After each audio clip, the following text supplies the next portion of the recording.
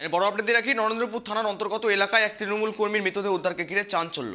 জানা যায় শনিবার সন্ধ্যা প্রায় 7টা নাগাদ নরেন্দ্রপুর থানার বন হুগলি 2 নম্বর গ্রাম পঞ্চায়েতের এনজিসি মোড় সংলগ্ন একটি ফিল্ম স্টুডিওর সামনে থেকে তার মৃতদেহ উদ্ধার।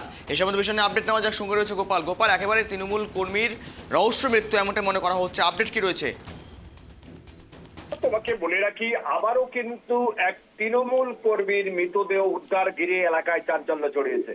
বিষ্ণুপুরের এক যুবকের দেহ নরেন্দ্রপুর থানা এলাকায়, অর্থাৎ পাশের এলাকার যে যুবক রয়েছে তে তৃণমূলের এক সক্রিয় কর্মী বলে জানা গেছে। সেই সক্রিয় কর্মী যার বন হুগলি 2 নম্বর গ্রাম পঞ্চায়েতের ওএনজিসি মোড়ের কাছে ফিল্ম স্টুডিও যেটা রয়েছে, সেই ফিল্ম স্টুডিওর কাছে তার দেহ উদ্ধার হয়েছে গতকাল ঠিক 7:30 8টার দিকে।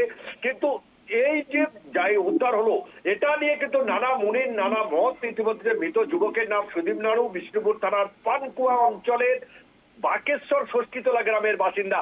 সুদীপ নাড়ু তৃণমূলের কর্মী, এটা কিন্তু বিরোধীরা বলছে, এবং তৃণমূলের পক্ষ থেকে তারা সবাই কথা বলতে না জানলেও কিন্তু পরিষ্কারই জানা গেছে এ তৃণমূলী কর্মী ছিল। কিন্তু অনেকে মনে করছে, অনেকে বলতে বিরোধী দলের ইতিমধ্যে সুফল ঘাটু থেকে আরম্ভ করে অন্যান্য জানিয়েছেন এ কিন্তু তৃণমূলের হয়ে দুষ্কৃতি কাজ করতো। যাই বলুন না কেন, তৃণমূল কর্মীর মৃতদেহ উদ্ধার হয়েছে গৌরব, এটা নিয়ে কিন্তু ইতিমধ্যে চাঞ্চল্য ছড়িয়েছে। ঘটনাস্থলে পুলিশ মৃতদেহটি ময়নাতদন্তে পাঠিয়েছে এবং ইতিমধ্যে তদন্ত শুরু করেছে। বেশ, ধন্যবাদ। হুগলি 2 নম্বর গ্রাম পঞ্চায়েতের এবং এনজিসি মোড় সংলগ্ন ফিল্ম স্টুডিওর সামনে থেকে এই ফের একেবারে বলা যায় তৃণমূল কর্মীর মৃতদেহ উদ্ধার। মৃত যুবকের নাম সুদীপ নার। তিনি দক্ষিণ 24 পরগনার বিষ্ণুপুর থানার পানাকুয়া অঞ্চলের বক্রেশ্বরী ষষ্ঠীশোলার গ্রামের বাসিন্দা। সূত্রের খবর, তিনি তৃণমূল কংগ্রেসের একজন সক্রিয় কর্মী হিসেবে পরিচিত ছিলেন। নরেন্দ্রপুর থানার পুলিশ দ্রুত ঘটনাস্থলে পৌঁছে মৃতদেহ উদ্ধার করে ময়নাতদন্তের জন্য পাঠায়। ঘটনার তদন্ত শুরু করেছে পুলিশ। দুপক্ষের মধ্যে মাস 4-5 আগে মারপিটও হয়েছিল। সেই মারপিটে এই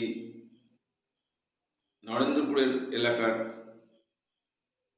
2জন ছেলে আহত হয়। এই এদিকের যে ছেলেরা সন্দীপেন তার দলবল, নাড়ু তার দলবল ছেলেদের নিয়ে তারা দীর্ঘদিন হাসপাতালে ভর্তিও ছিল। তারপরে সেই পুরনো ঘটনার জের থেকেও হতে পারে বা অন্য কিছু হতে পারে, সেটা পুলিশ নিশ্চয়ই তদন্ত করবে, আসল সত্যটা বের করবে। এবং এলাকায় যেভাবে খুন জখম রাহাজানি হচ্ছে, তোলাবাজি, সিন্ডিকেট এবং এলাকা দখল নিয়ে, এটা আমার মনে হয় পুলিশ আরও একটু সক্রিয় হলে, প্রশাসন আরও একটু সক্রিয় হলে এটা অনেকটা নিয়ন্ত্রণ করা যাবে। কারণ এটা তো গোষ্ঠীদ্বন্দ্বের ফল।